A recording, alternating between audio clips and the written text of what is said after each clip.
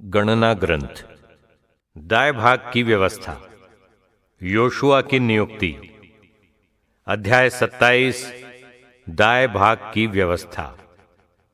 यूसुफ के पुत्र मनश्शे के कुटुंबी सलोफहाद के कई पुत्रियां थीं। उसके पूर्वज मनश्शे, माकीर, गिलाद और हेफेर थे, और उसकी पुत्रियों के नाम महला, नोआ, होगला, मिल्का और तिरसा थे। एक दिन वे मूसा, याजक एलाजार, नेताओं और सारे समुदाय के सामने दर्शन कक्ष के द्वार पर आकर कहने लगी, हमारे पिता की मृत्यु उजाड़ खंड में हुई थी। वो कोरह के दल में नहीं थे, जिसने प्रभु के विरुद्ध विद्रोह किया था, बल्कि उनके अपने पापों के कारण उनकी मृत्यु हुई थी। क्या हमारे पिता का नाम उनके कुल से इसलिए लुप्त हो जाएगा कि उनके कोई पुत्र नहीं था? हमारे पिता के कुटुंबियों के साथ हमें भी दाय भाग दीजिए।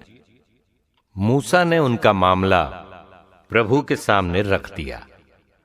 प्रभु ने मूसा को उत्तर दिया, सलोफहाद की पुत्रियां ठीक ही तो कहती हैं।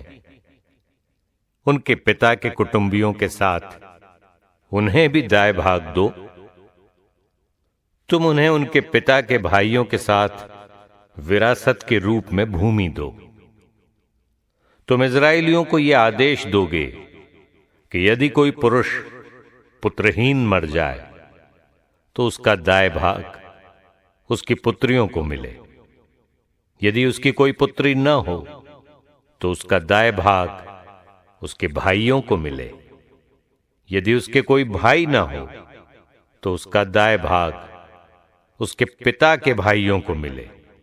किंतु यदि उसके पिता के भी कोई भाई न हो तो उसका दाय भाग उसके कुल के निकटतम कुटुंबी को मिले। वो उसके दाय भाग का अधिकारी होगा। ये इस्राएलियों की विधि की मांग है, जैसा कि प्रभु ने मूसा को आदेश दिया था। योशुआ की नियुक्ति। प्रभु ने मूसा से कहा, उस अबीराम पर्वत पर चढ़कर उस देश को देखो जिसे मैं इस्राएलियों को देने वाला हूं। उसे देखने के बाद तुम्हारी मृत्यु हो जाएगी, जैसे कि तुम्हारे भाई हारून की मृत्यु हुई। इसका कारण यह है कि जब सिन के उजाड़ खंड के जलाशय के पास समुदाय ने विद्रोह किया, तब तुम दोनों ने मेरे आदेश का उल्लंघन किया और समुदाय के सामने मेरी पवित्रता का सम्मान नहीं किया। यह सिन के उजाड़ खंड में कादेश के मरीबा का जलाशय है।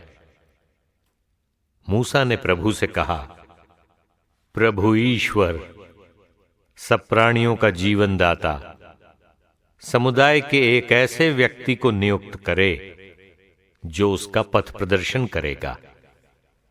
ऐसा ना हो कि प्रभु की प्रजा उन भेड़ों जैसी हो जाए जिनका कोई चरवाहा नहीं।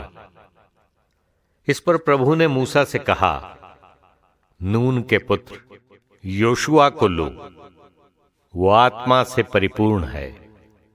तुम उस पर हाथ रखोगे, उसे याजक एलाजार तथा सारे समुदाय के सम्मुख उपस्थित करोगे और उसे उनके सामने नियुक्त करोगे।